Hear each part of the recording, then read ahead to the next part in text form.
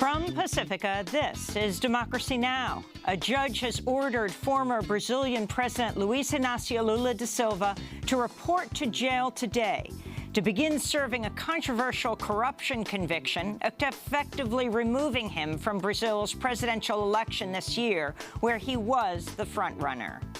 O que está por detrás disso? What is behind that? É a vontade is the interest da elite política, in a part of the political elite of Brazil, parte da imprensa, together with a part of the press, papel do poder judiciário, reinforced by the role of the judiciary in preventing Lula from becoming a candidate in the 2018 elections.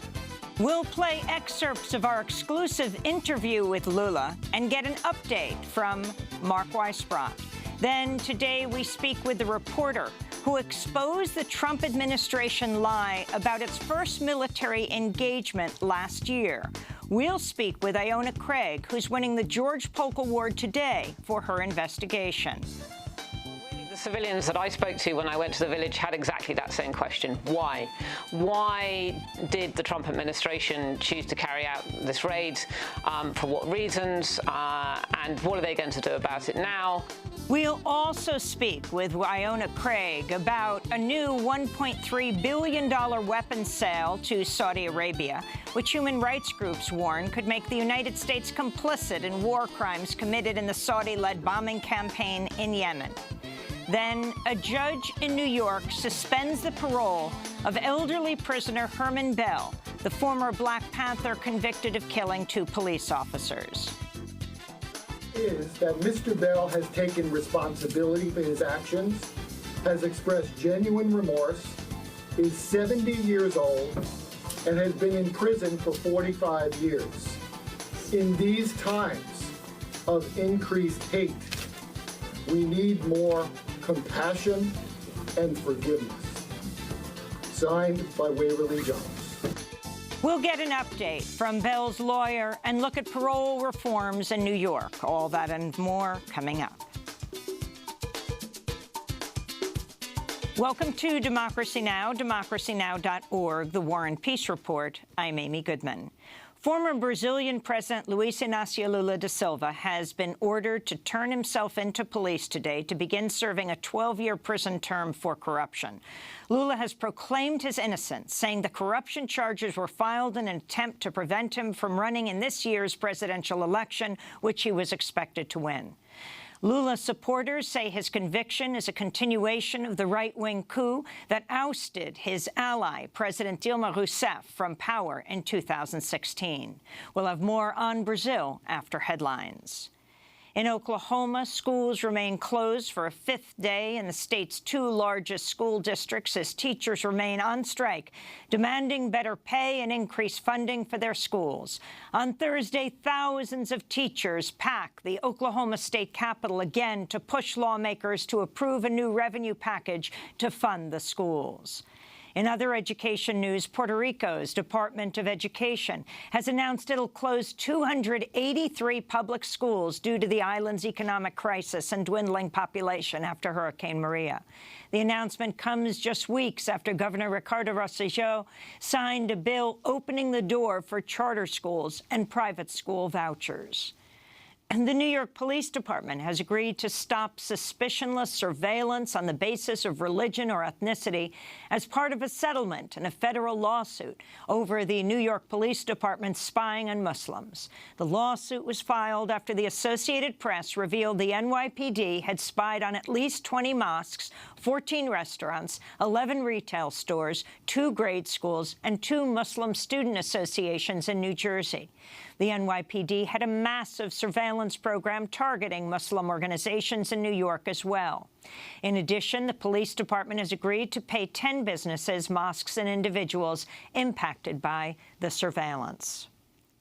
In environmental news, 14 states have sued the Environmental Protection Agency, accusing the EPA of failing to issue regulations for curbing emissions of methane from existing oil and gas operations as required under the Clean Air Act. This comes as EPA head Scott Pruitt is facing a growing number of ethics scandals. The New York Times has revealed at least 5 officials at the EPA were reassigned or demoted or requested new jobs in the past year after they raised concerns about the spending and management of Pruitt. He's faced a number of scandals in recent weeks over his renting of a D.C. condo from an energy lobbyist, his first-class travel arrangements, and his role in securing massive raises for 2 close aides at the EPA.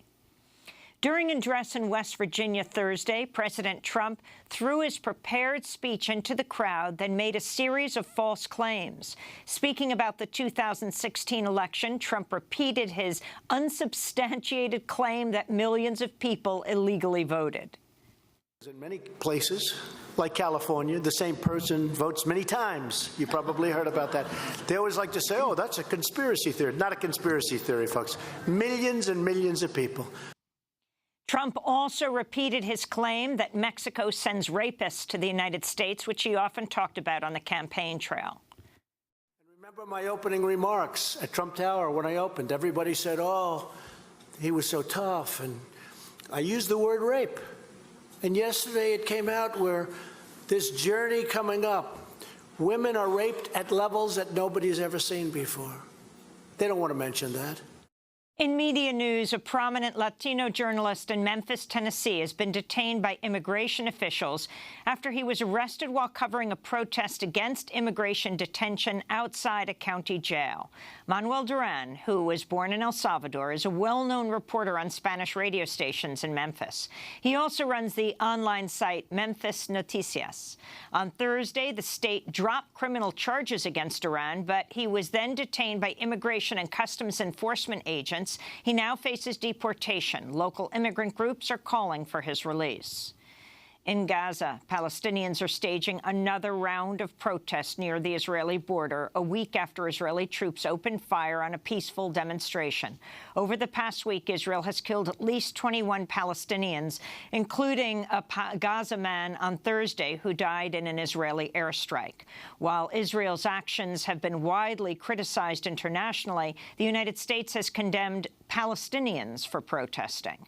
On Thursday, White House envoy Jason Greenblatt said, quote, "We condemn leaders and protesters who call for violence or who send protesters, including children, to the fence knowing that they may be injured or killed." Greenblatt's statement made no reference to Israeli forces who have opened fire on those protesters, including children. New details have emerged about a secret program by Turkey's intelligence agency to seize Turkish critics of Tayyip Erdogan across the globe. A top Turkish official has revealed Turkey has seized about 80 Turkish citizens in 18 countries. The program is compared to the U.S. Extraordinary Rendition Program after 9/11. The New York State Attorney General's office has announced it'll investigate the fatal shooting by police of an unarmed African-American man who is bipolar. Police say officers shot Saheed Vassell after mistaking a metal pipe he was holding for a gun. Over 1,000 protesters gathered at the scene of the shooting on Thursday. My name is Maria, and a friend of mine was shot 10 times by the cops. He was very caring. I felt very comfortable. I would come home from work at 2 in the morning, and I would feel so comfortable when I see him because I knew he was going to protect me and walk me all the way to my door without being afraid of him. I wasn't afraid of nothing. I knew him all my life since he was a little kid. Hi, my name is Naja Zigby Johnson, and I'm a long-term resident of Harlem. New York's my home, and we've been seeing shootings happen too much. And something that's really important that we heard today were folks talking about community accountability. The cops do not protect us. The cops were not created to protect us, and so we need to come together and figure out alternative ways to protect and care for our own communities. Voices from last night's protests in Brooklyn, New York. A Dutch news organization has published a trove of internal internal documents from the oil giant Shell, showing the company knew about the link between fossil fuel and global warming as far back as the 80s. Despite their own findings, Shell, like other oil companies, publicly disputed the climate science for decades. One confidential 1988 report from Shell was titled The Greenhouse Effect. It read, quote, although CO2 is emitted to the atmosphere through several natural processes, the main cause of increasing carbon dioxide concentrations is considered to be fossil fuel burning. Friends of the Earth Netherlands is threatening to sue Shell unless it increases efforts to comply with the Paris Climate Accord. The state of Michigan has approved a controversial permit to allow Nestle, the largest water bottling company in the world, to expand its operations in the state. Michigan's Department of Environmental Quality has given the okay to Nestle to withdraw 400 gallons a minute from the state's groundwater table, despite receiving over 80,000 public comments against the project. Nestle is not required to pay anything to extract the water besides a small permitting fee to the state and the cost of leases to private landowners. According to one count, Nestle's bottled water is 7,000 times more expensive than what Nestle is actually paying for it. Critics say Nestle shouldn't be allowed to profit from the state's natural resources at a time when Michigan cities like Flint are still facing a crisis over contaminated water. To see our reports on Nestle and Flint, you can go to DemocracyNow.org. In Louisiana, 2 activists were arrested Thursday after they chained themselves inside barrels along the pipeline route of the proposed 163-mile Bayou Bridge pipeline. The pipeline is being built by Energy Transfer Partners, the same company behind the Dakota Access Pipeline. And the visionary jazz pianist and composer Cecil Taylor has died at the age of 89. He's considered one of the most influential musicians of the 20th century. He helped reshape the sound of jazz and improvised music.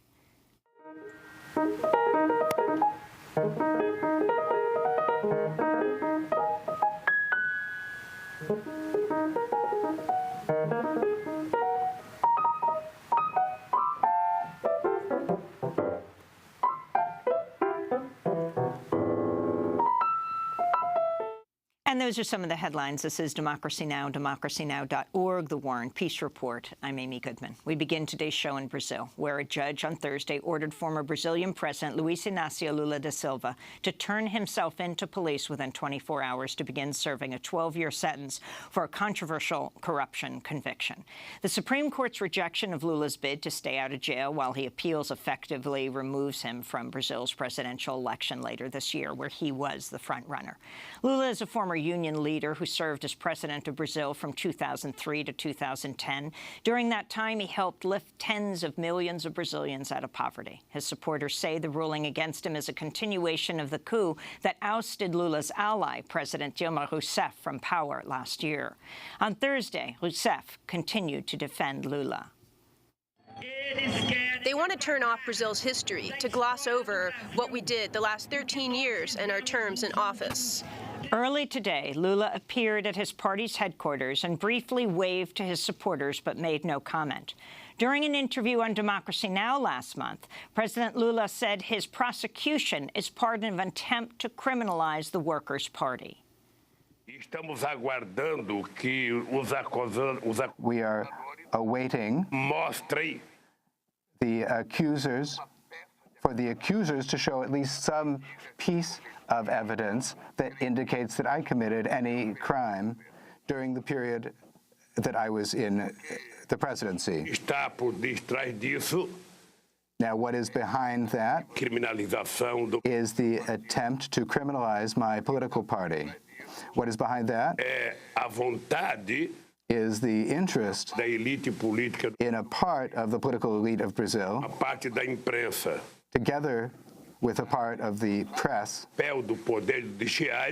reinforced by the role of the judiciary in preventing Lula from becoming a candidate in the 2018 elections.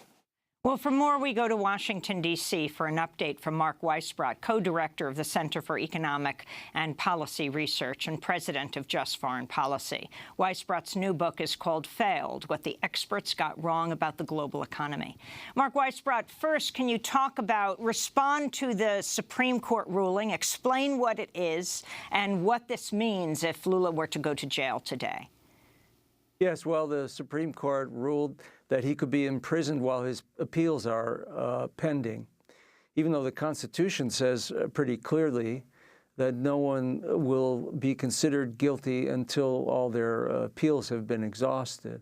So, and then, of course, with amazing speed, the trial judge, it went back to the lower court, and then the trial judge within hours yesterday, and the trial judge ordered that he surrendered to authorities today by 5 o'clock Brazilian time. Can you explain this case?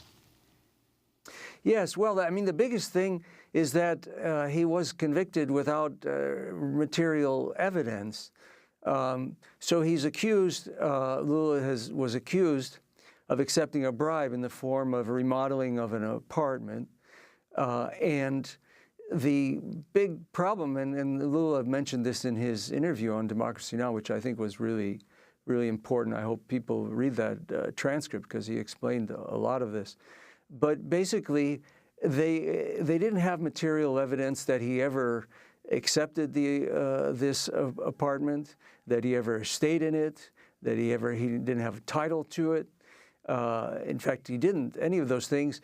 And the evidence that they had was really just one witness who was a construction company executive who had already pled guilty and was plea bargaining. And he had his sentence reduced from something like 16 to 2 years in exchange for implicating Lula. And in fact, according to press reports in Brazil, in Folha de São Paulo, they actually cut off his plea bargaining because he originally told a story similar to Lula's, and they cut off his plea bargaining until he said what they wanted to hear, that is implicated Lula. And that's the evidence they have for the so-called crime. And, you know, it's kind of misreported in the press because they said he was convicted of taking a bribe and money laundering, but that's all the same thing. The money laundering just means that he supposedly took this apartment instead of cash. I want to turn back to Lula. He was speaking last month on Democracy Now!, describing the federal judge presiding over his case, Judge Sergio Moro. Now, if my innocence is proven, then Judge Moro should be removed from his position, because you can't have a judge who is lying in the judgment and pronouncing as guilty someone who he knows is innocent. He knows that it's not my apartment. He knows that I didn't buy it. He knows that I didn't pay anything. He knows that I never went there. He knows that I don't have money from Petrobras. The thing is that because he subordinated himself to the media, I said in the first hearing with him, you are not in a position to acquit me because the lies have gone too far. And the disgrace is that the one who tells the first lie continues lying and lying and lying to justify the first lie. And I'm going to prove that he has been lying. Mark Weisbrot, can you respond? Yes, I think this is very important because you know, you don't see this really you can search the media coverage. You almost never see anything where the evidence of the case is discussed, even though it's all on the web. There's a 238-page sentencing document from this judge that discusses all the evidence and all the things that Lula just mentioned and I just mentioned. And they just treat it as though it's a fact. He's guilty. And that's all there is to it. So I think that's very important. And also, the Judge Sergio Moro's animus is very evident, his prejudice.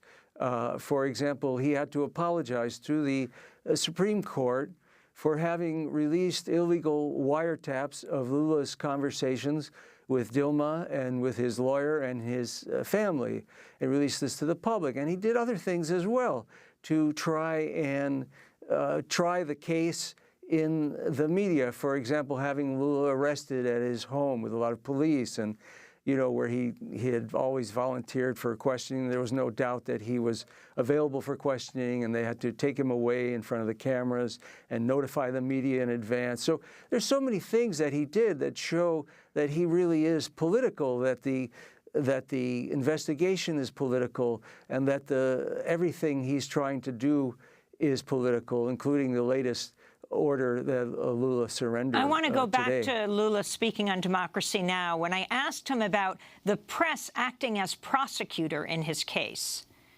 Eu fui presidente 8 anos. I was president for 8 years. Presidente 4 anos. Dilma was president for 4 years. Durante 12 anos, and for 12 years, all the press did was to try to destroy my image and her image and the image of my party. Eu tenho mais matérias negativas contra mim. I have more negative subject matter about me in the leading television news program of Brazil than all of the presidents in the whole history of Brazil. É uma tentativa diária de In other words, it's a daily attempt to massacre me, to tell untruths about Lula's family. And the only weapon that I have is to confront them. And they're irritated because after they massacred me for 4 years, any opinion poll by any polling institute showed that Lula was going to win the elections in Brazil. During my interview with Lula last month, I asked him if he would consider stepping aside running for president if his case did not go well in the Supreme Court. First of all, Amy, I'm very optimistic. Very optimistic. Now, if that were to happen and I were not able to be a candidate, if my name is not on the ballot, tem que estar o nome e a fotografia na cédula eletrônica aqui no Brasil. Portanto, eu acho que, se for o caso, o partido irá convocar uma convenção e irá discutir o que vai fazer. A convention and discuss what to do. Eu vou brigar até o fim, vou brigar acreditando que se fará justiça nesse país. I am going to require and call for justice to be done in the country. So that was President Lula speaking on Democracy Now! Just a few weeks ago. Mark Weisbrot, what will happen now? Do you expect Lula to turn himself in today? And what does this mean for this presidential race in Brazil, one of the largest countries in the world? Yes, first, I do want to say how important what he said about the media is. I mean, if we had a media like this in the United States, Barack Obama never would have been elected because most of the country would have believed he was a Muslim and not born in the United States. And so this is the kind of media you have there. And the impeachment of Dilma, for example, would never, I don't think, have happened without this kind of constant barrage of media against both of those leaders and against the Workers' Party. So I don't know what he's going, I mean, I assume he's going to do what he said and surrender to the authorities. Now, we don't really know what's going to happen from there. He said he's going to continue to run for president. Theoretically, he could even win from jail. That's not likely because there's another court having to do with the electoral decision that would probably say that he, or possibly say, I think probably say that he isn't eligible to run. I mean, the whole point of this is to keep him from running because he is the front runner, and he would probably win in October. And that's largely because of what, you know, he and the Workers' Party accomplished in their 14 years in power. And that's what really this is all about. I mean, it's about the traditional elite taking what they couldn't win at the ballot box for 14 years. So we'll see what happens. I don't think it's over yet because he can, you know, he's going to, I mean, there's millions and millions of people in Brazil who, in fact, there was a poll last year said 41% of the public thought he was being railroaded by the media and the judicial system.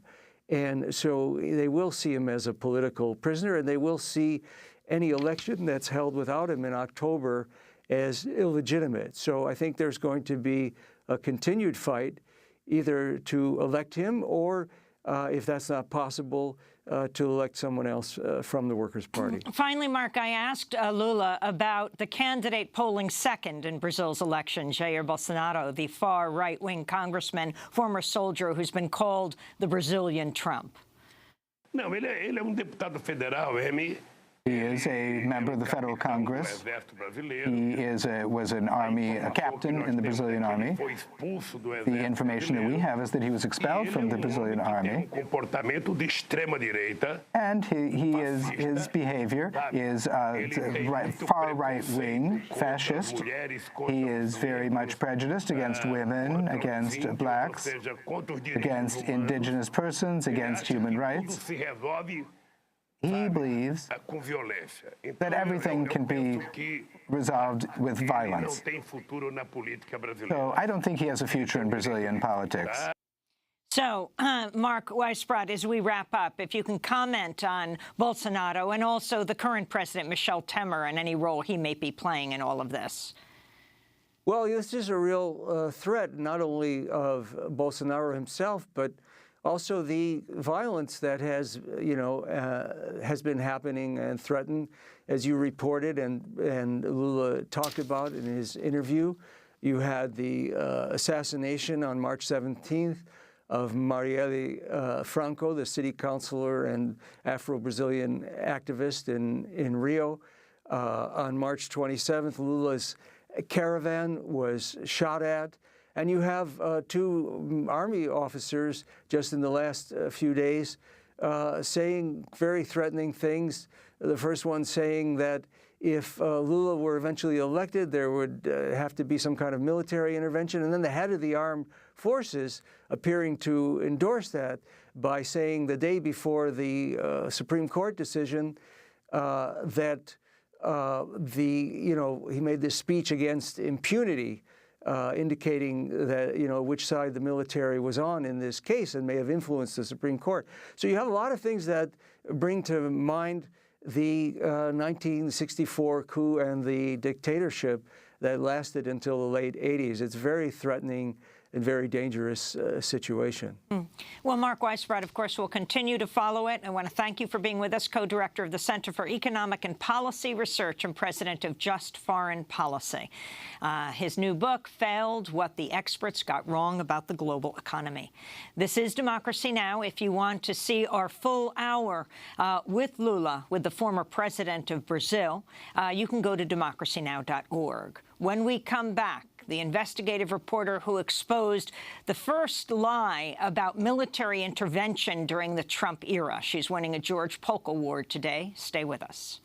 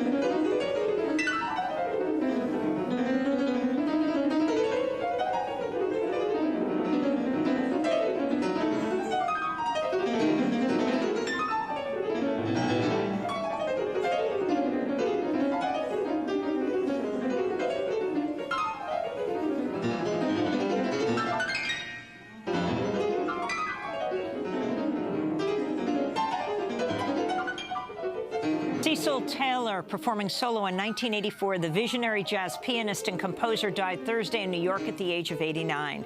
The jazz magazine Downbeat once wrote, "In a more embracing cultural climate, Cecil Taylor would stand a pivotal link in a musical timeline. Bach, Mozart, Beethoven, Bartok, Tatum, Taylor." This is Democracy Now! I'm Amy Goodman. On Thursday, the Trump administration told Congress it's approved a $1.3 billion artillery sale to Saudi Arabia. This is the second weapons deal between the U.S. and Riyadh in as many months and has sparked concern from human rights groups who warn the deals may make the United States complicit in war crimes committed in the Saudi-led bombing campaign in Yemen. Lawmakers have 30 days to act before the sale is final. The announcement comes as Crown Prince Mohammed bin Salman wraps up his whirlwind tour of the United States, where he reportedly met everyone from President Donald Trump to Microsoft's Bill Gates to Amazon's Jeff Bezos. Time magazine's cover features a photo of bin Salman's face with the words, "Charm Offensive." The magazine notes that by the end of his visit, the 32-year-old prince will have visited 5 states plus the District of Columbia, 4 presidents, 5 newspapers, numerous business tycoons and celebrities such as Oprah Winfrey. One topic that's received relatively little media attention during his trip is his role in escalating Saudi Arabia's military involvement in Yemen. Last month marked 3 years since the U.S.-backed Saudi-led coalition began its military offensive in Yemen, leading to one of the world's worst humanitarian crises. During a CBS interview in 60 Minutes, host Norah O'Donnell briefly questioned Prince Mohammed bin Salman about Yemen. Do you acknowledge that it has been a humanitarian catastrophe? 5,000 civilians killed and children starving there. It is truly very painful, and I hope that this militia ceases using the humanitarian situation to their advantage in order to draw sympathy from the international community. They block humanitarian aid in order to create famine and a humanitarian crisis. The U.S.-backed Saudi-led airstrikes and naval blockade have destroyed Yemen's health, water, sanitation systems, sparking a massive cholera outbreak. It's believed 1 million Yemenis have cholera and pushing millions of Yemenis to the brink of starvation. More than 15,000 people have died since the Saudi invasion in 2015. Last month, back-to-back airstrikes from a Saudi-led military coalition tore through a residential neighborhood in the coastal city of Hodeidah, killing 12 civilians, including 7 children. This is Mohammed al-Halesi, who was injured in the attack. We were sitting down and the planes were flying above us. As soon as I decided to go to sleep, a rocket hit us. I only gained consciousness when the whole building was collapsing on us. I started digging in the rubble and burnt my leg in the process. Then the second rocket hit us. Last month, 10 Senate Democrats joined a majority of Republicans in a 44-55 vote that rejected a bill seeking to end U.S. military involvement in the Saudi-led war. Well, for more, we're joined by Iona Craig, a journalist who was based in Sana'a from 2010 to 15 as the Yemen correspondent for the Times of London. She joins us here in New York. She's in town today to receive the George Polk Award for documenting in a story for The Intercept the destruction and civilian casualties of a covert U.S. Navy SEAL raid on a remote village in Yemen. It was last year. It was when the Trump administration first came into power. Iona Craig, welcome back to Democracy Now! It's nice to have you in studio. Congratulations on your George Polk Award. Thank you. I want to start off by talking about this latest news. I'm not sure where Mohammed bin Salman is now in Houston or in Hollywood as he continues this, what was called the Charm Offensive. And the lack of critical media coverage of him. But talk about Saudi Arabia's role in the catastrophe that is Yemen today, and the U.S. role.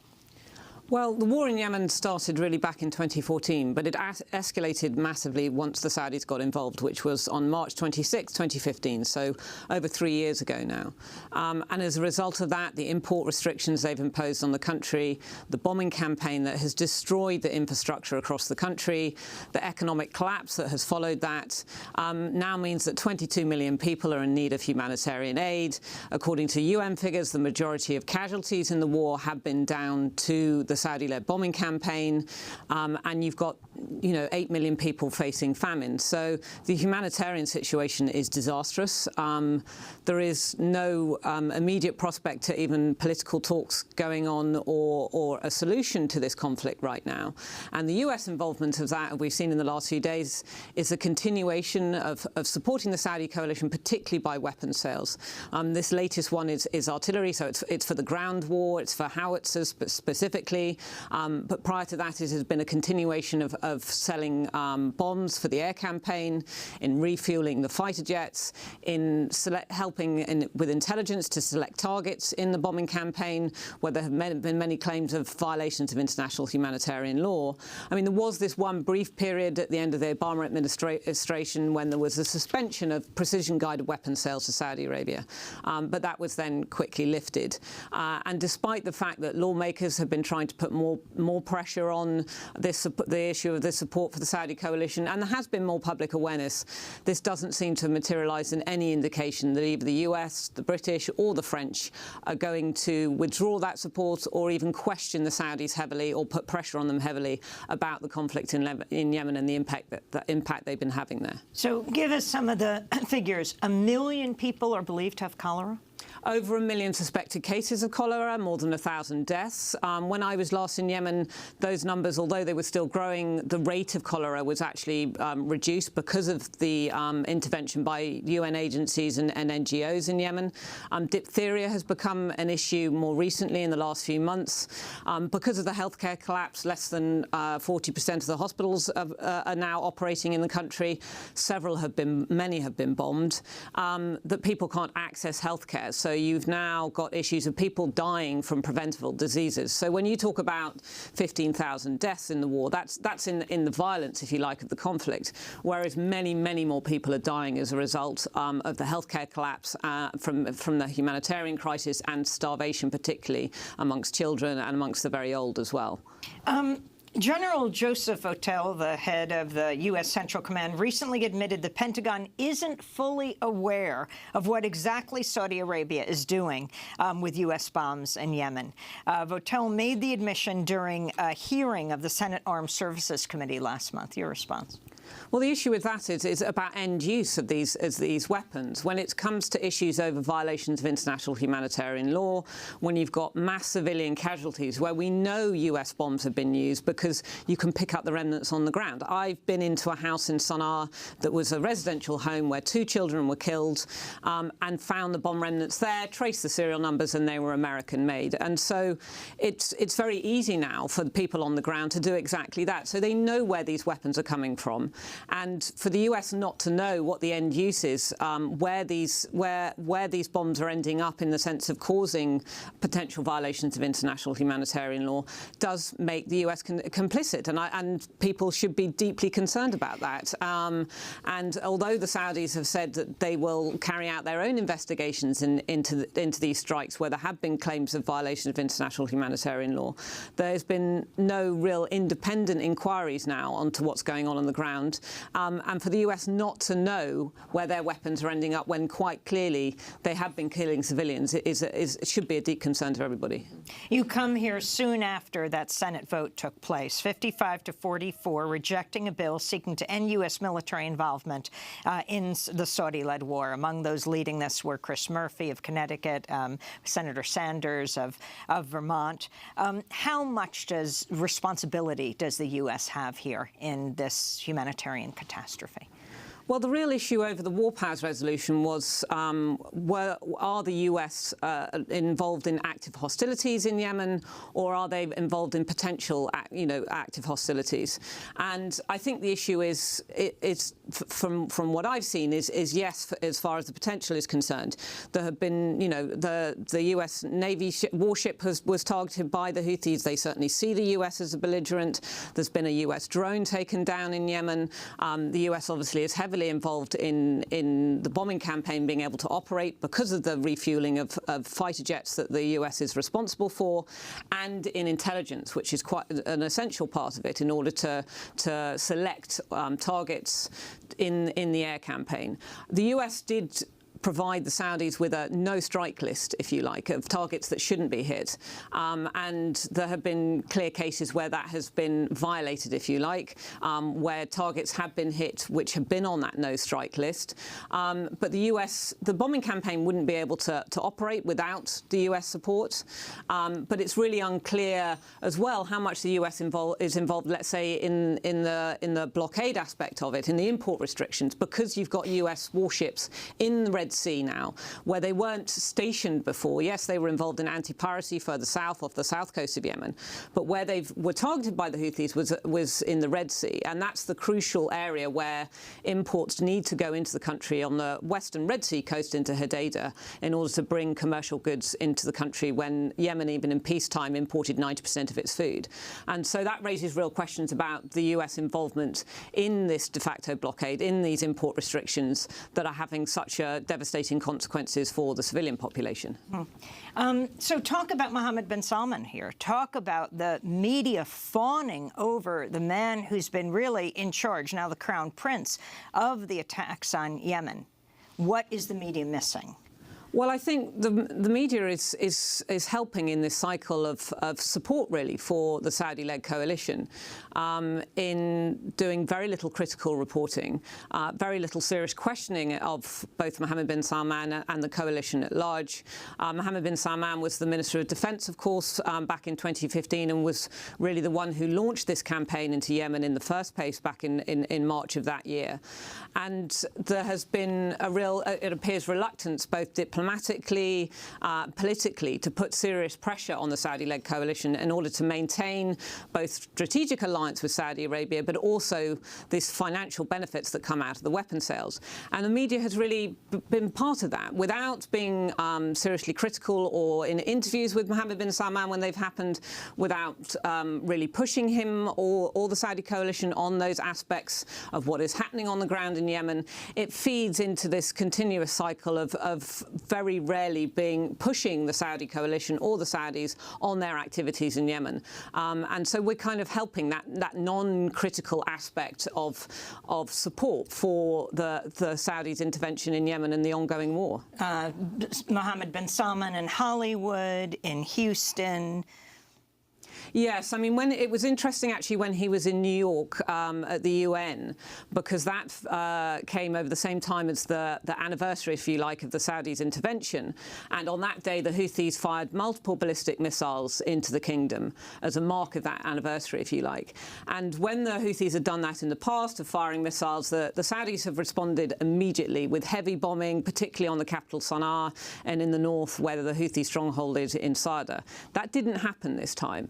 And I think my perhaps sceptical assessment of that was that Mohammed bin Salman, whilst he was in New York, did not want to have an issue over mass civilian casualties in Yemen, or any airstrikes that have caused civilian casualties like we've seen in the last few days, whilst he was either in Washington or in New York, obviously pushing forward this PR campaign that he's been doing over the last few weeks in the US. Iona, I wanted to talk about this report you did last year that exposed the Trump administration lie about its first military engagement. You're here in New York to win the George Polk Award today for documenting what you revealed at the time, the destruction and civilian casualties from a covert U.S. Navy SEAL raid on a remote village in Yemen that left 25 civilians and 1 U.S. soldier dead. We know his name, William Ryan Owens. It's why probably anyone knows about the Yemen raid in the United States. But first, this is then White House spokesperson Sean Spicer speaking last February about the objective of the raid that had taken place a month earlier. The raid that was conducted in Yemen was an intelligence-gathering raid. That's what it was. It was highly successful. It achieved the purpose it was going to get, save the loss of life that we suffered and the injuries that occurred. So the goal on reporting that he was the target? Absolutely. He was not. The goal of the raid was intelligence gathering, and that's what we received, and that's what we got. That's why we can deem it a success. Iona Craig, you reported otherwise for The Intercept in a story headlined "Death in Al-Ghalil. Women and children in Yemeni village recall horror of Trump's highly successful SEAL raid." You are now receiving the Polk Award for this. Talk about this discovery you made and this harrowing multi-day trip you took through al-Qaeda territory to get to the truth of what the Trump administration did. Well, I was in Yemen at the time when this raid happened. I was actually due to leave sort of a day later. And it was quite clear from social media and local media in Yemen that there had been a number of civilian casualties. It wasn't quite clear how many and to what extent. I'd been to that area before. Under the Obama administration, there had been a drone strike on a wedding convoy not far from the same place where 12 civilians had been killed. And I travelled down there at that time. So I contacted people in the area to try and confirm or find out more about these reports. And they said, yes, there was a number of civilian casualties. Unfortunately, because of the Civil War, I was on kind of the wrong side of the country, if you like, so I had to do sort of two sides of a triangle over 1,000 miles to get to the location of where the raid happened. And it's in an extremely remote part of Yemen. It's right on the front lines. That area was actually densely populated with fighters who were on the side of the Saudi coalition, so the same side as the US in the war, who had been fighting the Houthis. They'd been fighting the Houthis since 2014. Their village had received incoming missiles sometimes from the Houthis. So when the Navy SEALs went in there initially, they assumed their village was under attack from the Houthis. Hence, it escalated very quickly into a firefight, and you saw the death of this Navy SEAL. Yes, there was a low-level presence on the edge of the village, it appeared, of some al-Qaeda militants. But what happened was the main part of the village, which was all civilians, mainly women and children asleep in their beds at night, was destroyed in this operation. Once the Navy SEALs came under attack, the helicopters then came in, drones, fighter jets and everything else, and they pretty much razed the entire village. And that included the death of 10 children under the age of 13, an unborn child from a pregnant woman, and it was, yeah, a pretty devastating scene. When I got there, most of the villages ended up being displaced. Even after that raid, the helicopter gunships, the fighter jets, the drones came back and repeatedly bombed that area and that village at the beginning of March, the raid having happened at the end of January.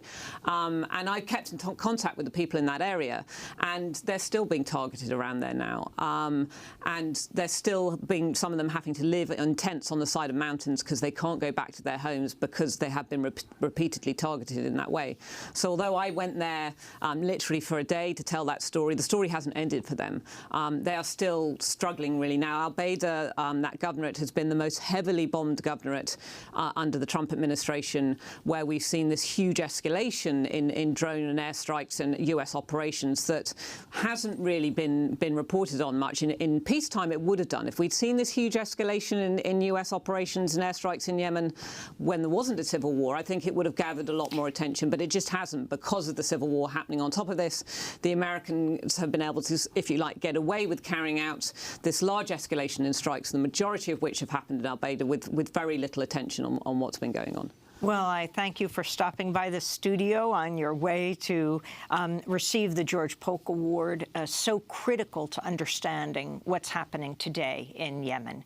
Iona Craig, journalist who's based in Sana'a from 2010 to 2015 as Yemen correspondent for the Times of London, today receiving the George Polk Award for documenting in a story for The Intercept the destruction and civilian casualties of a covert U.S. Navy SEAL raid in a remote village in Yemen. To see our coverage, speaking to Iona previously, and also our link to that piece for which she is winning the award, you can go to DemocracyNow.org.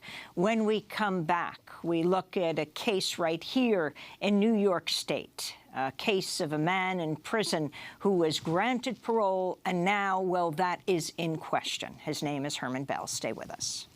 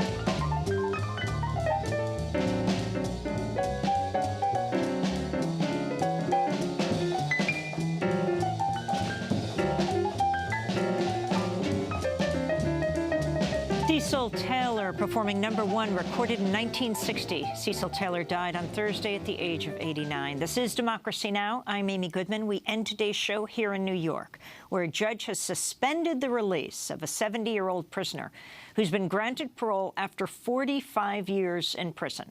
Herman Bell was sentenced to 25 years to life in prison for the killing of 2 police officers in 1971, Joseph Piagentini and Waverly Jones. At the time, Bell was a member of the Black Liberation Army and a former Black Panther. Since then, he's mentored thousands of young men while behind bars and kept a clean disciplinary record, even after guards brutally attacked him in September. State-mandated tests show he would pose the lowest possible risk if he's allowed to re-enter society. In March, the New York Parole Board granted Herman Bell parole, noting he'd expressed remorse and was likely to lead a law-abiding life. State law requires commissioners to consider such factors, but they've only recently started to comply after a campaign for reform. A New York Times editorial hailed Bell's release in an editorial saying, quote, "The process worked as it should if parole is to amount to more than an empty word," unquote. In its decision, the parole board cited a letter from the namesake son of one of the victims, Waverly Jones, Jr., who wrote that he and some members of his family supported Bell's release, saying, quote, "The simple answer is it would bring joy and peace as we have already forgiven Herman Bell publicly. On the other hand, to deny him parole again would cause us pain as we are reminded of the painful episode each time he appears before the board." Again, the son of the slain police officer wrote. But other family members of the slain officers, as well as the police union known as the Patrolmen's Benevolent Association, the PBA, have called for the board to reverse its vote, along with New York Mayor Bill de Blasio. On Wednesday, a state judge agreed to hear a challenge from the widow of Officer Piagentini, who says the board violated procedure in its decision. A hearing on the petition is set for April 13th, a week from today, just days before Bell's earliest originally scheduled release date. For more, we're joined by Herman Bell's lawyer, Bob Boyle, and by Jose Saldana, who was formerly incarcerated in New York State Prison, was released by the parole board earlier this year in January after 38 years inside. He knew Herman Bell and is now an organizer with the group RAP. That's Release Aging People from Prison, which has helped push for parole reform. We welcome you both to Democracy Now!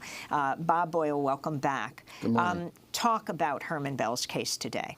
Well, Herman Bell, as you said, served 46 years in prison and was granted parole on his 8th appearance before the parole board, where he satisfied all the criteria.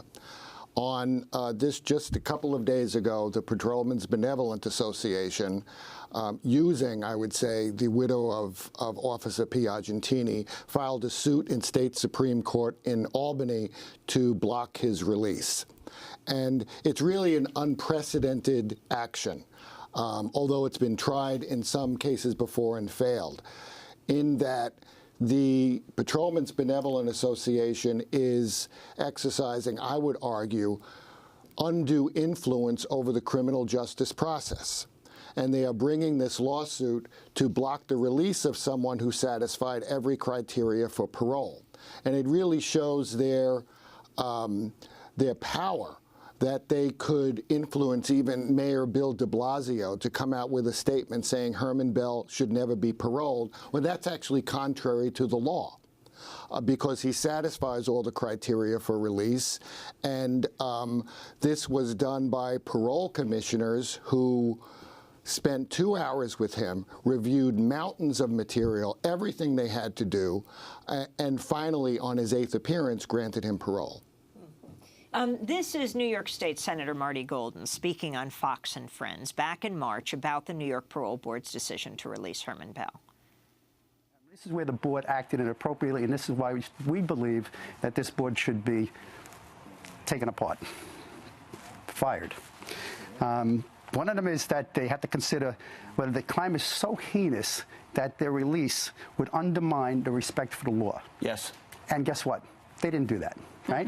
7 previous boards said that the release would depreciate the severity of the crime. So how does 7 boards come up with that? And this board comes up with their decision. That's New York State Senator Marty Golden. Did they break the rules or did they follow the rules? They followed the rules. The point he's making is the seriousness of the offense will never change. But people do change who are behind the wall. And Herman Bell has shown that he's changed. So on this 8th appearance after 46 years, the board recognized this and did what they were supposed to do by releasing him, ordering his release. Jose Saldana, you were just recently released from prison, and you're involved with working particularly for elderly prisoners to get out of jail. You knew Herman Bell in jail. Talk about what he did there. Well, Herman was a great influence in me transforming my life. And he helped transform literally thousands of other people's lives. You see now a lot of the formerly incarcerated people doing very positive things in the community, serving the community. These very same people were influenced by Herman Bell. I'd like to address that this problem that we're facing right now is a variation of the problem that I thought was corrected by the government. For years, I was a part of a group that called for parole reform. We said that the composition of the parole board needs to be changed because you had a large majority of parole commissioners with certain backgrounds that didn't allow them to consider rehabilitation. So they were systematically denying persons convicted of violent crime, especially when the victim was a police officer, parole based on their personal beliefs. Last year, the governor appointed 6 new parole officers with backgrounds from behavioral sciences. And these backgrounds allowed them to consider rehabilitation. And this is exactly what happened. So the problem was deemed corrected. Now they're trying to come around the back door and do the same thing. Bob Boyle, could Herman Bell still get out? Yes. I mean, the lawsuit that was filed was frivolous because the board, in fact, considered everything they were supposed to and made the right decision. And so on a week from today, we hope that the judge will dismiss the suit, and so he will be released as scheduled. What is the broader purpose of parole? It's to recognize that someone has in fact changed and will lead a law-abiding life and contribute to the community. This is what the purpose of parole is. In the words of the New York statute, that it's reasonably probable that the person will lead a law-abiding life. That's the standard. And Herman Bell, for years, has satisfied that standard. And can you talk about the son of the slain police officer, also named Waverly, writing this letter saying that they support the parole of Herman Bell, Waverly Jones, Jr.?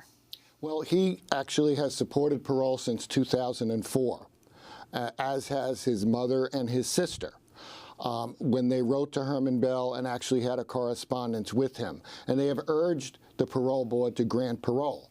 But what I'd like to add to that is, while that's very important, it's not the definitive thing.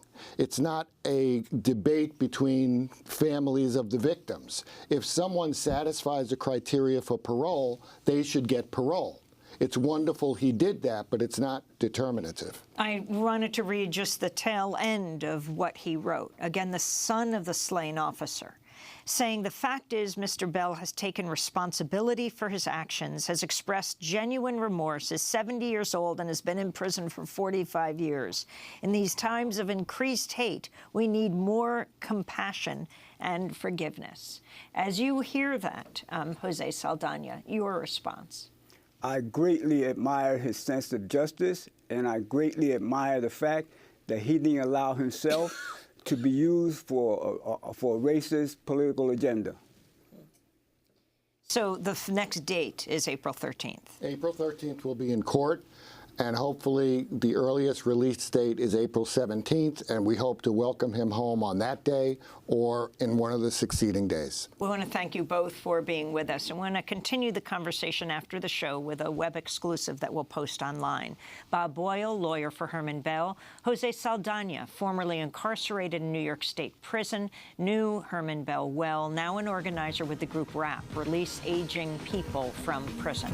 I want to wish Matt Ely a happy birthday. birthday. Democracy Now! Is accepting applications for our paid year-long social media fellowship. Deadline May 6th. Go to democracynow.org. Democracy Now! Produced by Mike Burke, Renee Feldstein, Augusta Nerman, Shea, Carla Wills. I'm Amy Goodman. Thanks for joining us.